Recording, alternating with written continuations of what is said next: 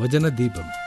ലൂക്കോസിന്റെ സുവിശേഷം 10 അധ്യായം 16 മുതൽ 36 വരെയുള്ള വാക്യങ്ങൾ നമുക്ക് വായിക്കാം. ലൂക്കോസിന്റെ സുവിശേഷം 10 അധ്യായം 16 മുതൽ 36 വരെയുള്ള വാക്യങ്ങൾ. ആ 70 പേർ സന്തോഷത്തോടെ മടങ്ങിവന്നു. കർത്താവേ, നിന്റെ നാമത്തിൽ ഭൂതങ്ങളും ഞങ്ങൾക്ക് കീഴടങ്ങുന്നു എന്ന് പറഞ്ഞു. അവൻ അവരോട്, സാത്താൻ മിന്നൽ പോലെ ആകാശത്തുനിന്ന് വീഴുന്നത് ഞാൻ കണ്ടു. പാമ്പുകളെയും തേളുകളെയും ശത്രുവിന്റെ സകല ബലത്തെയും ചവിട്ടുവാൻ ഞാൻ നിങ്ങൾക്ക് അധികാരം തരുന്നു. ഒന്നും നിങ്ങൾക്ക് ഒരിക്കലും ദോഷം വരുത്തുകയുമില്ല. എങ്കിലും ഭൂതങ്ങൾ നിങ്ങൾക്ക് കീഴടങ്ങുന്നതിലല്ല, നിങ്ങളുടെ പേർ സ്വർഗത്തിൽ എഴുതിയിരിക്കുന്നതിലത്രേ സന്തോഷിപ്പിൻ. ആ നാഴികയിൽ അവൻ പരിശുദ്ധാത്മാവിൽ ആനന്ദിച്ച് പറഞ്ഞത്, പിതാവേ, സ്വർഗത്തിനും ഭൂമിക്കും കർത്താവായുള്ളവേ, നീ ഇവ ജ്ഞാനികൾക്കും വിവേകികൾക്കും മറച്ച് ശിശുക്കൾക്ക് വെളിപ്പെടുത്തിയതുകൊണ്ട് ഞാൻ നിന്നെ വാഴ്ത്തുന്നു.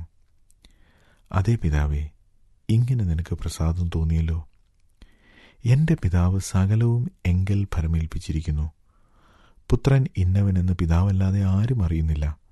പിതാവ് ഇന്നവനെന്ന് പുത്രനും പുത്രൻ വെളിപ്പെടുത്തി കൊടുക്കാൻ ഇച്ഛിക്കുന്നവനും അല്ലാതെ ആരും അറിയുന്നതുമില്ല. പിന്നെ ശിഷ്യന്മാരുടെ നേരെ തിരിഞ്ഞു, നിങ്ങൾ കാണുന്നതിനെ കാണുന്ന കണ്ണ് ഭാഗ്യമുള്ളത്. നിങ്ങൾ കാണുന്നതിനെ കാണുവാൻ ഏറിയ പ്രവാചകന്മാരും രാജാക്കന്മാരും ഇച്ഛിച്ചിട്ടും കണ്ടില്ല. നിങ്ങൾ കേൾക്കുന്നതിനെ കേൾപ്പാൻ ഇച്ഛിച്ചിട്ടും കേട്ടില്ല എന്ന് ഞാൻ നിങ്ങളോട് പറയുന്നു എന്ന് പ്രത്യേകം പറഞ്ഞു. അനന്തരം ഒരു ന്യായശാസ്ത്രി എഴുന്നേറ്റു, ഗുരു, ഞാൻ നിത്യജീവന് അവകാശിയായി തീരുവാൻ എന്തു ചെയ്യണം എന്നവനെ പരീക്ഷിച്ച് ചോദിച്ചു. അവൻ അവനോട്, ന്യായപ്രമാണത്തിൽ എന്തെഴുതിയിരിക്കുന്നു? നീ എങ്ങനെ വായിക്കുന്നു എന്ന് ചോദിച്ചതിന് അവൻ, നിന്റെ ദൈവമായ കർത്താവിനെ നീ പൂർണ്ണ ഹൃദയത്തോടും പൂർണ്ണ ആത്മാവോടും പൂർണ്ണ ശക്തിയോടും പൂർണ്ണ മനസ്സോടും കൂടെ സ്നേഹിക്കണം എന്നും കൂട്ടുകാരനെ നിന്നെപ്പോലെ തന്നെ സ്നേഹിക്കണം എന്നും തന്നെ എന്നുത്തരം പറഞ്ഞു. അവൻ അവനോട്, നീ പറഞ്ഞ ഉത്തരം ശരി, അങ്ങനെ ചെയ്യുക, എന്നാൽ നീ ജീവിക്കും എന്ന് പറഞ്ഞു. അവൻ തന്നെത്താൻ നീതീകരിപ്പാൻ ഇച്ഛിച്ചിട്ട് യേശുവിനോട്, എൻ്റെ കൂട്ടുകാരൻ ആർ എന്ന് ചോദിച്ചതിന് യേശു ഉത്തരം പറഞ്ഞത്, ഒരു മനുഷ്യൻ യെരുശലേമിൽ നിന്ന് യെരിഹോവിലേക്ക് പോകുമ്പോൾ കള്ളന്മാരുടെ കയ്യിലകപ്പെട്ടു. അവർ അവനെ വസ്ത്രം അഴിച്ച് മുറിവേൽപ്പിച്ച് അർദ്ധപ്രാണനായി വിട്ടേച്ചുപോയി. ആ വഴിയായി യാദൃച്ഛയാ ഒരു പുരോഹിതൻ വന്നു അവനെ കണ്ടിട്ട് മാറിക്കടന്നുപോയി. അങ്ങനെ തന്നെ ഒരു ലേവ്യനും ആ സ്ഥലത്തിലെത്തി അവനെ കണ്ടിട്ട് മാറിക്കടന്നുപോയി. ഒരു ശമരിയക്കാരനോ വഴി പോകയിൽ അവൻ്റെ അടുക്കലെത്തി അവനെ കണ്ടിട്ട് മനസ്സലിഞ്ഞ് അരികെ ചെന്നു.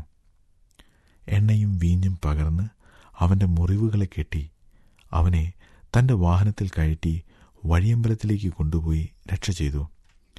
പിറ്റേന്നാൾ അവൻ പുറപ്പെടുമ്പോൾ 2 വെള്ളിക്കാശെടുത്ത് വഴിയമ്പലക്കാരന് കൊടുത്തു.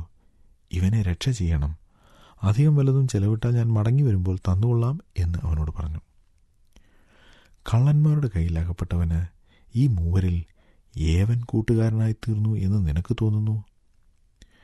അവനോട് കരുണ കാണിച്ചവൻ എന്ന് അവൻ പറഞ്ഞു.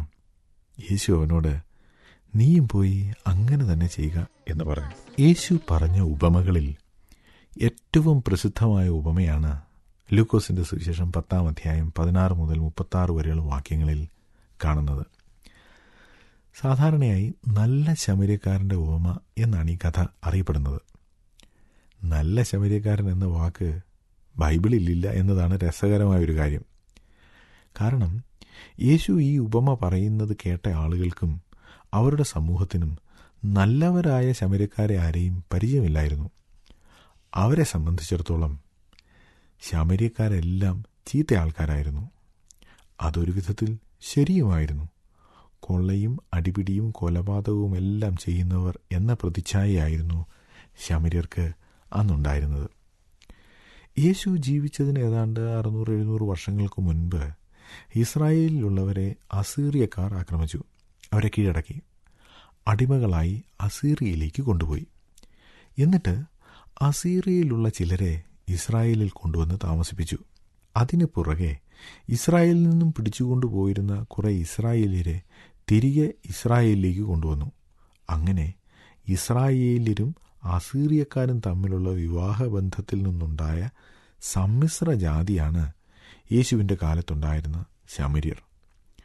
ഉന്നത കുലജാതർ എന്ന് സ്വയം അഹങ്കരിച്ചിരുന്ന യഹൂദർക്ക് ഈ ശമര്യർ അറപ്പായിരുന്നു. അവരുടെ ഇടയിൽ അയിത്തം നിലനിന്നിരുന്നു. യഹൂദന്മാർ പാലസ്തീൻ്റെ തെക്കേ അറ്റത്തുള്ള യെരുശലേമിനും അതിനടുത്തുള്ള പ്രദേശത്തും പാലസ്തീൻ്റെ വടക്കേ അറ്റത്തുള്ള ഗലീലയിലുമാണ് താമസിച്ചിരുന്നത്. എന്നാൽ ഇതിന് രണ്ടിനും ഇടയ്ക്കുള്ള ഭാഗത്താണ് ശമര്യ. അതുകൊണ്ട് വടക്കേ അറ്റത്തുള്ള ഗലീലയിലുള്ള യഹൂദന്മാർ യെരുശലേമിലേക്ക് പോകുമ്പോൾ ശമര്യയിലൂടെ കടന്നു പോകേണ്ടി വരും. അപ്പോൾ ശമര്യർ അവരെ ആക്രമിക്കുകയും കൊള്ളയടിക്കുകയും ചെയ്തിട്ടുണ്ട്. ഇതൊക്കെയാണ് യഹൂദന്മാർക്ക് ശമര്യക്കാരെ പറ്റിയുള്ള മനോഭാവം. അതുകൊണ്ട് നല്ല ശമര്യക്കാരൻ എന്ന് യഹൂദനോട് പറഞ്ഞാൽ അവൻ ചിരിക്കും. നല്ല കള്ളനെന്നോ നല്ല കൊലയാളി എന്നോ ഒക്കെ പറയുന്നത് പോലെയാണ് ഇരുന്നു അതവർക്ക്. ഒരു ശമര്യക്കാരൻ ഹീറോ ആയിട്ടുള്ള ഈ കഥ യേശു പറയാനുള്ള സാഹചര്യം എന്താണെന്ന് നമുക്കൊന്ന് ശ്രദ്ധിക്കാം. യേശു 70 പേരെ തിരഞ്ഞെടുത്ത് പ്രസംഗിക്കാനും രോഗികളെ സൗഖ്യമാക്കാനും ഭൂതങ്ങളെ പുറത്താക്കാനും അയച്ചു. ഈ 70 പേർ സാധാരണക്കാരായ ആളുകളായിരുന്നു. എന്നാൽ യേശു നൽകിയ അധികാരം ഉപയോഗിച്ച് അവർ അനേക വീര്യപ്രവൃത്തികൾ ചെയ്തു. അവർ വളരെ സന്തോഷത്തോടും ഉത്സാഹത്തോടും കൂടി മടങ്ങി വന്ന് അവർ ചെയ്ത അത്ഭുത പ്രവൃത്തികളെക്കുറിച്ച് യേശുവിനോട് പറയുകയാണ്.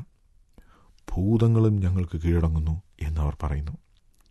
ഇത് കേട്ടപ്പോൾ യേശു പറഞ്ഞു, വീര്യപ്രവൃത്തികൾ ചെയ്യാൻ കഴിയുന്നതല്ല പ്രധാനപ്പെട്ട കാര്യം.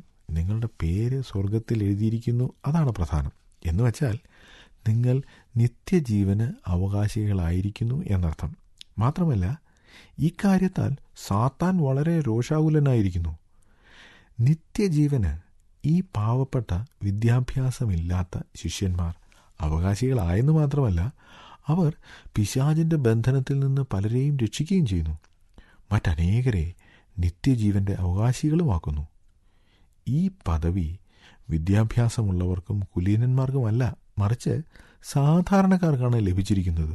ഇതിൽ യേശു സന്തോഷിക്കുകയും ദൈവത്തെ സ്തുതിക്കുകയും ചെയ്യുന്നു. ആ സമയത്ത് വിദ്യാസമ്പന്നനും കുലീനനും ന്യായപ്രമാണത്തിൽ നല്ല പാണ്ഡിത്യവുമുള്ള ഒരു ന്യായശാസ്ത്രി ഒരു ചോദ്യം ചോദിക്കുകയാണ്. ഗുരു, നിത്യജീവന് അവകാശിയായി തീരുവാൻ എന്തു ചെയ്യണം? നിത്യജീവൻ അവകാശികളായ 70 സാധാരണക്കാരുടെ കാര്യമാണ് ഇപ്പോൾ യേശു പറഞ്ഞുകൊണ്ടിരുന്നത്. അപ്പോഴിതാ ഒരു വേദപണ്ഡിതൻ എങ്ങനെ നിത്യജീവൻ അവകാശമാക്കാം എന്ന് ചോദിക്കുന്നു. വിരോധാഭാസം അല്ലാതെന്ത് പറയാൻ? യേശു ആ ന്യായശാസ്ത്രിയെ അവൻ്റെ തട്ടകത്തിൽ തന്നെ നേരിടുകയാണ്. യേശു ചോദിച്ചു, ന്യായപ്രമാണത്തിൽ എന്തെഴുതിയിരിക്കുന്നു? നീ എങ്ങനെ വായിക്കുന്നു? ആ ചോദ്യത്തിന് ന്യായശാസ്ത്രി ഉഗ്രൻ ഉത്തരമാണ് പറഞ്ഞത്. ന്യായപ്രമാണത്തെ കാച്ചി കുറുക്കിയ ഉത്തരം. നിന്റെ ദൈവമായ കർത്താവിനെ നീ പൂർണ്ണ ഹൃദയത്തോടും പൂർണ്ണ ആത്മാവോടും പൂർണ്ണ ശക്തിയോടും പൂർണ്ണ മനസ്സോടും കൂടെ സ്നേഹിക്കണം എന്നും കൂട്ടുകാരനെ നിന്നെപ്പോലെ തന്നെ സ്നേഹിക്കണം. ന്യായപ്രമാണത്തിൻ്റെ രത്ന ചുരുക്കമാണ് അവൻ പറഞ്ഞത്. യേശു പറഞ്ഞു, നീ പറഞ്ഞത് ശരി. എന്ന് വെച്ചാൽ ന്യായപ്രമാണം നിനക്ക് ശരിക്കും മനസ്സിലായിട്ടുണ്ട്. അത് പ്രമാണിച്ചാൽ മതി, നിനക്ക് നിത്യജീവൻ കിട്ടും. ഈ ന്യായശാസ്ത്രിയെക്കുറിച്ച് യേശുവിന് നന്നായി അറിയാമായിരുന്ന ഒരു സത്യമുണ്ട്. ന്യായപ്രമാണം അറിയാത്തതല്ല ഇവൻ്റെ പ്രശ്നം, അതനുസരിക്കാൻ പറ്റാത്തതാണ്. ഈ കാര്യം ന്യായശാസ്ത്രിക്കും അറിയാം. പക്ഷേ അവനെപ്പോലെയുള്ള ഒരാൾക്ക് പൊതുജനത്തിൻ്റെ മുമ്പിൽ അതങ്ങനെ അങ്ങ് തുറന്നു പറയാൻ പറ്റുമോ? ന്യായപ്രമാണം ദൈവം നൽകിയതാണ്. അത് ദൈവത്തിൻ്റെ നിലവാരത്തെയാണ് കാണിക്കുന്നത്. പക്ഷേ അതനുസരിക്കുക അത് മനുഷ്യരെ കൊണ്ട് സാധ്യമല്ല. അതാണ് ഇസ്രായേൽ ജനതയുടെ ചരിത്രത്തിൻ്റെ ചുരുക്കം. ദൈവത്തിൻ്റെ പ്രമാണം മനുഷ്യനെ കൊണ്ട് അനുസരിക്കാൻ സാധിക്കില്ല. ഇപ്പോൾ ഇവിടെ ഇതാ യേശുവിൻ്റെ മുമ്പിൽ ഒരു ന്യായശാസ്ത്രി. അവന് ന്യായപ്രമാണം എന്താണ് ആവശ്യപ്പെടുന്നതെന്ന് നന്നായി അറിയാം. പക്ഷേ അത് അവനെക്കൊണ്ട് ചെയ്യാൻ സാധിക്കുന്നില്ല. അതിനൊരു ഒഴിവ് കഴിവ് കണ്ടുപിടിക്കണം. അവൻ യേശുവിനോട് ചോദിച്ചു, ആരാണ് എൻ്റെ കൂട്ടുകാരൻ അഥവാ ആരാണ് എൻ്റെ അയൽക്കാരൻ? യേശുവിൻ്റെ സർവജ്ഞാനത്തിൽ ആ ന്യായശാസ്ത്രിയുടെ മനസ്സിലിരിപ്പ് താൻ അറിഞ്ഞിരുന്നു. യേശുവിന് വേണമെങ്കിൽ ആ ന്യായശാസ്ത്രിയുടെ കൂട്ടുകാരൻ്റെയോ അയൽക്കാരൻ്റെയോ പേര് തന്നെ പറയാമായിരുന്നു. പക്ഷേ ഇയാൾ കൂട്ടുകാരനെ പോലെ തന്നെ സ്നേഹിക്കാത്തത് കൂട്ടുകാരൻ ആരാണെന്ന് അറിയാഞ്ഞിട്ടല്ല. അങ്ങനെ സ്നേഹിക്കാൻ അയാൾക്ക് കഴിഞ്ഞിരുന്നില്ല. അതിനെ ന്യായീകരിക്കാനാണ് ഈ ചോദ്യം. യേശു അയാളുടെ കൂട്ടുകാരൻ്റെ പേര് പറഞ്ഞിരുന്നെങ്കിൽ ഉടനെ അയാൾ പറയും, പക്ഷേ നീ പറഞ്ഞ എൻ്റെ കൂട്ടുകാരൻ അവൻ എന്നെ സ്നേഹിക്കുകയോ കരുതുകയോ ചെയ്യുന്നില്ല, അവൻ എന്നെ ഒരു കൂട്ടുകാരനായി കരുതുന്നില്ല, പിന്നെ അയാൾ എങ്ങനെ എൻ്റെ കൂട്ടുകാരനാകും? ഇങ്ങനെ പറഞ്ഞ് അയാൾ തടി തപ്പും എന്ന് യേശുവിന് അറിയാമായിരുന്നു. അതുകൊണ്ട് യേശു ഒരു കഥ പറഞ്ഞു. ഈ കഥയിൽ ഒരാൾ യെരുശലേമിൽ നിന്നും യെരിഹോവിലേക്ക് പോകുന്നു. യെരുശലേമും യെരിഹോവും പാലസ്തീൻ്റെ തെക്കു ഭാഗത്താണ്. അതുകൊണ്ട് ആ പട്ടണങ്ങളെ തമ്മിൽ ബന്ധിപ്പിക്കുന്ന വഴിയും യഹൂദന്മാരുടെ നാട്ടിലൂടെ തന്നെയായിരുന്നു. ആ വഴി ശമര്യക്കാരുടെ നാട്ടിൽ കൂടെ കടന്നു പോകുന്ന വഴിയല്ലായിരുന്നു. ആ വഴിയിൽ വെച്ചാണ് ഒരു മനുഷ്യൻ കള്ളന്മാരുടെ കയ്യിൽ പെട്ടത്. കള്ളന്മാരാരാണെന്ന് യേശു പറഞ്ഞില്ല. പക്ഷേ അവർ യഹൂദന്മാരുടെ, അതായത് ഈ കഥ കേട്ടുകൊണ്ട് നിന്നവരുടെ നാട്ടിൽ തന്നെ ഉള്ളവരായിരുന്നു. ഒരാളെ വഴിയിൽ വെച്ച് കള്ളന്മാർ ആക്രമിച്ചു എന്ന് പറഞ്ഞാൽ ഉടൻ തന്നെ യഹൂദന്മാരുടെ മനസ്സിൽ ശമര്യക്കാരുടെ ഓർമ്മ വരും. കാരണം ഗലീലയിൽ നിന്നും യെരുശലേമിലേക്ക് വരുന്ന യഹൂദന്മാരെ ശമര്യക്കാർ അങ്ങനെ ആക്രമിച്ച സംഭവം അവർക്കറിയാം. പക്ഷേ യേശുവിൻ്റെ കഥയിൽ കാര്യങ്ങൾ ആ വഴിക്കല്ല നീങ്ങുന്നത്. കള്ളന്മാർ ആക്രമിച്ച മനുഷ്യൻ വഴിയിൽ മരിക്കാറായി കിടക്കുന്നു. വസ്ത്രമില്ല, രക്തം വാർന്നു പോകുന്നു. ചില മണിക്കൂറുകൾക്കുള്ളിൽ അയാൾ മരിക്കും. ആ സമയത്ത് ആ വഴി ഒരു പുരോഹിതൻ വന്നു. യേശു തൻ്റെ കഥ തുടരുകയാണ്. പുരോഹിതൻ എന്ന് വച്ചാൽ യേശുവിൻ്റെ കഥ കേട്ടുകൊണ്ട് നിൽക്കുന്നവരുടെ ആത്മീക നേതാവാണ്. അവരുടെ ന്യായപ്രമാണം ആളുകളെ വായിച്ച് കേൾപ്പിക്കേണ്ടയാൾ. അയാൾ യാദൃച്ഛിക ആ വഴി വന്നതാണ്. യെരുശലേമിൽ നിന്ന് അയാളും യെരിഹോവിലേക്ക് പോവുകയാണ്. ഒരു പുരോഹിതൻ യെരുശലേമിലേക്ക് പോവുകയാണെങ്കിൽ അയാൾ ദേവാലയ ശുശ്രൂഷയ്ക്ക് പോവുകയായിരിക്കും. അതിന് സാധ്യതയുണ്ട്. ആ വഴി ഈ മരിക്കാറായ മനുഷ്യനെ സഹായിക്കാൻ പോയി. ഇനി ആ ആൾ മരിച്ചാൽ പിന്നെ തലവേദനയാണ്. ശുദ്ധീകരണ നിയമപ്രകാരം കുറേ ദിവസം ഈ പുരോഹിതൻ അശുദ്ധനായിരിക്കണം. അപ്പോൾ പിന്നെ ദേവാലയ ശുശ്രൂഷ നടക്കില്ല. പക്ഷേ ഇപ്പോൾ അയാൾ യെരുശലേമിലേക്കല്ല, മറിച്ച് യെരുശലേമിൽ നിന്നുമാണ് വരുന്നത്. വേണമെങ്കിൽ ആ പുരോഹിതൻ ആ മനുഷ്യനോട് കരുണ കാണിക്കാമായിരുന്നു. പക്ഷേ ആ പുരോഹിതൻ അത് ചെയ്തില്ല. യേശുവിൻ്റെ കഥ കേട്ടുകൊണ്ട് നിന്നവർ പുരോഹിതൻ കരുണ കാണിച്ചിരുന്നു എങ്കിൽ എന്ന് ആഗ്രഹിച്ചു. അവരുടെ സ്വന്തം ഒരാൾ കഥയിലെ നായകനാകുന്നത് അവർ ഇഷ്ടപ്പെടും. പക്ഷേ യേശുവിൻ്റെ കഥയിൽ അയാളല്ലായിരുന്നു ഹീറോ. ഞങ്ങളുടെ പുരോഹിതന്മാരുടെ ഇടയിലും ചില കൊള്ളരുതാത്തവരുണ്ട് എന്ന് കേൾവിക്കാർ സ്വയം ആശ്വസിച്ച് കാണും. അപ്പോഴിതാ യേശു അടുത്ത കഥാപാത്രത്തെ അവതരിപ്പിക്കുന്നു. ഒരു ലേവ്യൻ. ഇയാളും പുരോഹിത ഗോത്രമാണ്. ന്യായപ്രമാണം അറിയാവുന്നവനാണ്, അത് പഠിപ്പിക്കുന്നവനാണ്. പക്ഷേ അയാളും ഈ മനുഷ്യനോട് കരുണ കാണിച്ചില്ല. മരിക്കാറായി കിടന്ന ആളുടെ സ്വന്തക്കാരായ പുരോഹിതനും ലേവ്യനും, അവർ രണ്ടുപേരും ന്യായപ്രമാണം നല്ലതുപോലെ അറിയാവുന്നവരാണ്. പക്ഷേ അവർ ആ മനുഷ്യനോട് കരുണ കാണിച്ചില്ല. കേൾവിക്കാർ ഇഷ്ടപ്പെടുന്ന ഒരാളെ ആയിരിക്കില്ല ഈ കഥയിൽ യേശു നായകനാക്കാൻ പോകുന്നത് എന്ന് ഇതിനോടകം കേൾവിക്കാർ മനസ്സിലാക്കി കഴിഞ്ഞു. അപ്പോഴിതാ ഒരു ശമര്യക്കാരനെ കഥയിൽ അവതരിപ്പിക്കുന്നു. കേൾവിക്കാരായ യഹൂദന്മാർക്ക് ഒട്ടും പിടിക്കാത്ത ആളാണ് ശമര്യക്കാരൻ. അയാളെ കഥയിലെ വില്ലനാക്കുവാനാണ് അവർക്കിഷ്ടം. യേശുവിൻ്റെ ശിഷ്യന്മാർക്കും അതാണ് താല്പര്യം. അതിനൊരു കാരണവുമുണ്ട്. ചില ദിവസങ്ങൾക്ക് മുമ്പ് യേശുവും ശിഷ്യന്മാരും ശമര്യയിലൂടെ കടന്നു പോവുകയായിരുന്നു. ശിഷ്യന്മാർക്ക് അത്ര താല്പര്യമുള്ള കാര്യമായിരുന്നില്ല അത്. എങ്കിലും യേശു ശമര്യയിൽ കൂടി പോകുമ്പോൾ കൂടെ പോയല്ലേ പറ്റൂ. ശമര്യയിൽ ഒരു ഗ്രാമത്തിനടുത്തെത്തിയപ്പോൾ യേശു തൻ്റെ ശിഷ്യന്മാരോട് പറഞ്ഞു, നിങ്ങൾ പോയി ആ ഗ്രാമക്കാരോട് ചോദിക്കണം, ഞങ്ങളുടെ ഗുരു നിങ്ങളുടെ ഗ്രാമത്തിൽ വന്ന് പ്രസംഗിക്കുകയും രോഗികളെ സൗഖ്യമാക്കുകയും ഒക്കെ ചെയ്തോട്ടെ എന്ന്. അത് കേട്ട് മനസ്സില്ലാ മനസ്സോടെയെങ്കിലും ശിഷ്യന്മാർ പോയി ആ ഗ്രാമക്കാരോട് ചോദിച്ചു. ആ ശമര്യ ഗ്രാമക്കാർ പറഞ്ഞു, ഞങ്ങൾക്ക് നിങ്ങളുടെ ഗുരുവിൻ്റെ പ്രസംഗം കേൾക്കണ്ട, ഇവിടെ വരികയും വേണ്ട. ഇത് കേട്ടപ്പോൾ ശിഷ്യന്മാർക്ക്, പ്രത്യേകിച്ച് യാക്കോബിനും യോഹന്നാനും ഭയങ്കര ദേഷ്യം വന്നു. ഈ ശമര്യക്കാർ എന്താ കരുതിയിരിക്കുന്നത്? യഹൂദരായ ഞങ്ങൾ ശമര്യക്കാരുടെ അടുത്ത് വരാം, ഞങ്ങൾക്ക് അയിത്തമൊന്നും വിഷയമല്ല എന്ന് പറഞ്ഞപ്പോൾ വേണ്ടെന്നോ? അവർ യേശുവിനോട് പറഞ്ഞു, ഏലിയാവ് ചെയ്തതുപോലെ സ്വർഗത്തിൽ നിന്ന് തീ ഇറക്കി ഞങ്ങൾ ഈ ശമര്യക്കാരെ നശിപ്പിക്കട്ടെ. യേശു അവരെ തടഞ്ഞു. താൻ പറഞ്ഞു, നിങ്ങൾ ഏത് ആത്മാവിന് അധീനരെന്ന് ഞാൻ അറിയുന്നില്ല. അങ്ങനെ ആ പ്രശ്നം അവിടെ അവസാനിച്ചു. എങ്കിലും ശമര്യക്കാരെക്കുറിച്ചുള്ള മോശം അഭിപ്രായം ശിഷ്യന്മാർക്കും ഉണ്ടായിരുന്നു. ഈ സാഹചര്യങ്ങളൊക്കെ നിലനിൽക്കുമ്പോഴാണ് യേശു തൻ്റെ കഥയിലെ നായകനായി ഒരു ശമര്യക്കാരനെ അവതരിപ്പിക്കുന്നത്. പുരോഹിതനെയോ ലേവിനെയോ പോലെ അയാൾ സ്വന്തം നാട്ടിലായിരുന്നില്ല, തന്നെ വെറുക്കുന്ന യഹൂദന്മാരുടെ നാട്ടിലായിരുന്നു. അയാൾ എവിടെയോ ഒരു അത്യാവശ്യത്തിനായി പോവുകയായിരുന്നു. മരിക്കാറായി കിടക്കുന്ന ഈ മനുഷ്യനെ സഹായിക്കാൻ പോയാൽ അയാളുടെ എല്ലാ പരിപാടികളും തെറ്റും, നഷ്ടവും ഉണ്ടാവും. മാത്രമല്ല, മുറിവേറ്റ് കിടക്കുന്നയാൾ ശത്രു വംശത്തിൽപ്പെട്ടവനുമാണ്. ഇങ്ങനെയൊക്കെ ആയിരുന്നെങ്കിലും ആ ശമര്യക്കാരന് മനസ്സലിവുണ്ടായി. പുരോഹിതനും ലേവിനും ഉണ്ടാകാതിരുന്ന മനസ്സലിവ്. അയാൾ സ്വന്തം ആവശ്യത്തിന് കരുതിയിരുന്ന എണ്ണയും വീഞ്ഞും പണവും അയാളുടെ വാഹനമൃഗവും സമയവും ആ മുറിവേറ്റ മനുഷ്യനു വേണ്ടി ചിലവാക്കി. യേശു ഈ കഥ പറഞ്ഞപ്പോൾ കേൾവിക്കാരോട് യേശു ഒരു പ്രധാന ചോദ്യം ചോദിക്കുന്നുണ്ട്. ന്യായപ്രമാണം ഉണ്ടായിരുന്ന പുരോഹിതനും ലേവിനും മുറിവേറ്റ മനുഷ്യനോട് കരുണ കാണിച്ചില്ല. പക്ഷേ ന്യായപ്രമാണം ഇല്ലാതിരുന്ന ശമര്യക്കാരന് അത് സാധിച്ചു. ന്യായപ്രമാണം ഉണ്ടെന്ന് അഭിമാനിക്കുന്നവർക്ക് കഴിയാഞ്ഞത് ന്യായപ്രമാണം ഇല്ലാത്ത ശമര്യന് സാധിച്ചതെങ്ങനെ?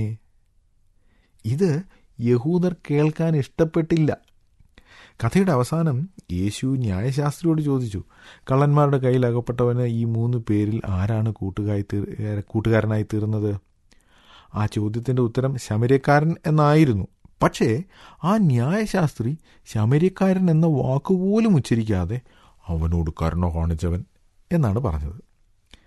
ന്യായപ്രമാണം ഉള്ളവർക്ക് സാധിക്കാഞ്ഞത് ന്യായപ്രമാണം ഇല്ലാത്തവന് എങ്ങനെ സാധിച്ചു എന്ന ചോദ്യത്തിന് ഉത്തരം റോമാലേഖനം 8-ാം അധ്യായത്തിൻ്റെ 3-ാം വാക്യത്തിൽ നാം കാണുന്നു. ന്യായപ്രമാണത്തിൽ ശാസ്ത്രിയായിരുന്ന പൗലോസാണ് അതെഴുതിയത്. പൗലോസിന് ന്യായപ്രമാണത്തെപ്പറ്റി നന്നായി അറിയാമായിരുന്നു. അദ്ദേഹം റോമർ 8-3-4 വാക്യങ്ങളിൽ ഇങ്ങനെ പറയുന്നു: ജഡത്താലുള്ള ബലഹീനത നിമിത്തം ന്യായപ്രമാണത്തിന് കഴിയാഞ്ഞതിനെ സാധിപ്പാൻ ദൈവം തൻ്റെ പുത്രനെ പാപജഡത്തിൻ്റെ സാദൃശ്യത്തിലും പാപനിമിത്തവും അയച്ചു. പാപത്തിന് ജഡത്തിൽ ശിക്ഷ വിധിച്ചു. ജഡത്തെയല്ല, ആത്മാവിനെ അത്രേ അനുസരിച്ച് നടക്കുന്ന നമ്മിൽ ന്യായപ്രമാണത്തിൻ്റെ നീതി നിവൃത്തിയാകേണ്ടതിന് തന്നെ. ന്യായപ്രമാണത്തിന് കഴിയാതിരുന്ന ഒരു കാര്യത്തെപ്പറ്റി പൗലോസ് ഇവിടെ പറയുന്നു. ന്യായപ്രമാണം ദൈവത്തിൻ്റെ നിലവാരം എന്താണെന്ന് മനുഷ്യന് കാണിച്ചു കൊടുക്കുന്നു. എന്നാൽ പാപ സ്വഭാവമുള്ള അഥവാ ജഡത്തിൽ വസിക്കുന്ന മനുഷ്യന് ന്യായപ്രമാണത്തെ അനുസരിക്കാനുള്ള ശക്തിയില്ല. ന്യായപ്രമാണം ഒരു കണ്ണാടി പോലെയാണ്. നമുക്കെന്താണ് പ്രശ്നമെന്ന് കണ്ണാടി കാട്ടിത്തരും. പക്ഷേ ആ കണ്ണാടി ഒരിക്കലും നമ്മുടെ മുഖം വൃത്തിയാക്കില്ലല്ലോ. ദൈവം മനുഷ്യനിൽ നിന്ന് പ്രതീക്ഷിക്കുന്നത് എന്താണെന്ന് ന്യായപ്രമാണം പറയുന്നു. പക്ഷേ ആ പ്രതീക്ഷയ്ക്കൊത്തുയരാൻ മനുഷ്യന് സാധിക്കില്ല. ന്യായപ്രമാണം മോശ മുഖാന്തരം വന്നു, കൃപയും സത്യവും യേശുക്രിസ്തു മുഖാന്തരം വന്നു എന്നും നാം വായിക്കുന്നു. കൃപ അഥവാ ദൈവീക ശക്തി യേശുക്രിസ്തു മൂലം നമുക്ക് ലഭിക്കുന്നു. ആ കൃപ ലഭിച്ചവർക്ക് ദൈവത്തെ പ്രസാദിപ്പിച്ച് ജീവിക്കാനുള്ള ശക്തി ലഭിക്കുന്നു. എന്നുവച്ചാൽ യേശുക്രിസ്തുവിൽ വിശ്വസിച്ച് ദൈവമക്കളായി തീർന്നവർക്ക് ദൈവം തൻ്റെ പരിശുദ്ധാത്മാവിനെ നൽകുന്നു. ദൈവത്തിൻ്റെ ആത്മാവ് ദൈവത്തെ പ്രസാദിപ്പിച്ച് ജീവിക്കാൻ അഥവാ ന്യായപ്രമാണത്തിൻ്റെ നീതി നിവൃത്തിയാക്കാൻ നമ്മെ സഹായിക്കുന്നു. ന്യായപ്രമാണമുണ്ടെന്ന് അഭിമാനിച്ച യഹൂദന് ന്യായപ്രമാണം അനുസരിക്കാനുള്ള ശക്തിയില്ലായിരുന്നു. എന്നാൽ പുറജാതിയായ ആ ശമര്യക്കാരനെ പോലെയുള്ളവർ യേശുക്രിസ്തുവിലുള്ള വിശ്വാസത്താൽ ന്യായപ്രമാണത്തിൻ്റെ നീതി നിവർത്തിക്കുന്നു. ഇതാണ് വാസ്തവത്തിൽ യേശു യഹൂദ പ്രമാണിയുടെ മുമ്പിൽ വച്ച പ്രശ്നം. യേശുവിൽ വിശ്വസിച്ച് ദൈവമക്കളായി തീർന്നവർക്ക് ദൈവത്തെ പ്രസാദിപ്പിച്ച് ജീവിക്കാൻ സാധിക്കുമെന്ന് ഇന്ന് നമുക്കറിയാം. കാരണം അങ്ങനെയുള്ളവരുടെ ഉള്ളിൽ ദൈവത്തിൻ്റെ പരിശുദ്ധാത്മാവ് വസിക്കുന്നു. ഇത് ആ ന്യായശാസ്ത്രി മനസ്സിലാക്കിയിട്ടില്ലായിരുന്നു. യേശുവിൻ്റെ ഈ ഉപമയിൽ 4 തരത്തിലുള്ള ആളുകളാണ് ഉണ്ടായിരുന്നത്. ആദ്യത്തെ കൂട്ടർ കൊള്ളക്കാർ. അവരുടെ പ്രമാണം, നിന്റെ കയ്യിലുള്ളതെല്ലാം എനിക്ക് വേണം, ഞാനത് എടുക്കും. അതിനെ അടിക്കാനും കൊല്ലാനും ഒന്നും അവർക്ക് മടിയില്ലായിരുന്നു. എന്നെ കേൾക്കുന്ന നിങ്ങളാരും അത്തരക്കാരല്ല എന്ന് ഞാൻ കരുതുന്നു. പിന്നെ അടുത്ത തരം ആളുകൾ, അവരാണ് പുരോഹിതനും ലേവ്യനും. അവരുടെ പ്രമാണം, നിന്റേതെല്ലാം നിന്റേത്, എൻ്റേതെല്ലാം എൻ്റേത്. നിന്നെ കൊള്ളക്കാർ ആക്രമിച്ചോ, അവർ നിന്നെ കൊള്ളയടിച്ചോ, നീ മരിക്കാൻ പോവുകയാണോ, അതെല്ലാം നിന്റെ പ്രശ്നം, എനിക്കതിലൊന്നുമില്ല. എൻ്റെ സമയം, എൻ്റെ പണം, എൻ്റെ ആരോഗ്യം, എൻ്റെ വീട്, എൻ്റെ എണ്ണ, എൻ്റെ വീഞ്ഞ്, അവയെല്ലാം എൻ്റെയാണ്. അത് നിനക്ക് തരാൻ പറ്റില്ല. അതാണ് അവരുടെ ചിന്ത. പിന്നെ നാം ഒരു സത്രക്കാരനെ കാണുന്നു. അയാൾ പറയുന്നത്, എൻ്റെ മുറി, എൻ്റെ കട്ടിൽ, എൻ്റെ ഭക്ഷണം, എൻ്റെ സമയം, എൻ്റെ കയ്യിലുള്ള മരുന്ന്, അതെല്ലാം ഞാൻ നിനക്ക് തരാം. പക്ഷേ പണം തരണം. പണം രൊക്കമില്ലെങ്കിലും കുഴപ്പമില്ല, ക്രെഡിറ്റ് കാർഡ് വെച്ച് പേ ചെയ്യാം. പക്ഷേ പണം തരണം. പണത്തിനു വേണ്ടി സഹായിക്കുന്ന സത്രക്കാരൻ. പിന്നെ ഒരു ശമര്യക്കാരൻ. അയാളുടെ പ്രമാണം, എൻ്റെ കയ്യിലുള്ളതെല്ലാം ദൈവം എന്നെ ഏൽപ്പിച്ചിരിക്കുന്നതാണ്. ആവശ്യത്തിലുള്ളവർക്ക് അവർക്ക് കൊടുക്കാൻ, അവരെ സഹായിക്കാൻ എൻ്റെ കയ്യിലുള്ള എണ്ണയും വീഞ്ഞും എൻ്റെ വാഹനവും പണവും സമയമെല്ലാം മുറിവേറ്റ് കിടക്കുന്ന എൻ്റെ കൂട്ടുകാരനു വേണ്ടി ദൈവം എന്നെ ഏൽപ്പിച്ചിരിക്കുന്നു. അതായിരുന്നു അയാളുടെ പ്രമാണം. പ്രിയ സുഹൃത്തെ, അതായിരിക്കണം നമ്മുടെ മനോഭാവം. ഈ കഥയുടെ അവസാനം യേശു നീയും പോയി അങ്ങനെ തന്നെ ചെയ്യുക എന്നാണ് പറയുന്നത്. ആ ആഹ്വാനം നമുക്ക് ഓരോരുത്തർക്കും ഉള്ളതാണ്.